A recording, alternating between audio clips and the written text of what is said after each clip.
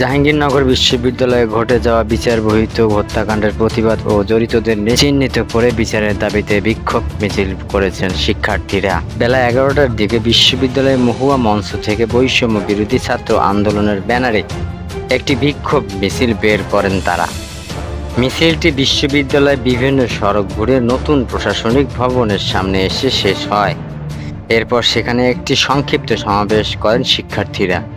বিক্ষোভ মিছিলে শিক্ষার্থীদের ক্যাম্পাসে খুন কেন, প্রশাসন জবাব চাই, বিচার বহির্ভূত হত্যা মানি না, মানব না, খুনিদের আস্তানা ভেঙে দাও, গুড়িয়ে দাও, ছাত্র রাজনীতি বন্ধ করো, করতে হবে ইত্যাদি স্লোগান দিতে দেখা যায়। সমাবেশে বিশ্ববিদ্যালয়ের 48তম ব্যাচের শিক্ষার্থী জাহিদুল ইসলাম ইমনের সঞ্চালয়ে বৈষম্য বিরোধী ছাত্র আন্দোলনের শাখার সমন্বয়ক তৌহিদ সিয়াম বলেন, গতকালকে আমাদের ক্যাম্পাসে যে ঘটনাটি ঘটেছে সেটা খুবই ন্যাক্কারজনক একটি ঘটনা। আমরা সব সময় আওয়ামী লীগের ফ্যাসিবাদী সরকারের শাসন কাঠামো তৈরি করেছিল, সেটা পরিবর্তন করতে চেয়েছি, আর সেটার সব থেকে বড় উদাহরণ হতে পারত গতকালকে যাকে মারা হলো তাকে আইনের হাতে তুলে দেওয়া। কিন্তু এখানে আমরা দেখতে পাই একটা গোষ্ঠী খুবই পরিকল্পিতভাবে মব জাস্টিসের মাধ্যমে শামীম মোল্লাকে প্রহর করে এবং পরবর্তীতে পুলিশের হেফাজতে তার মৃত্যু হয়।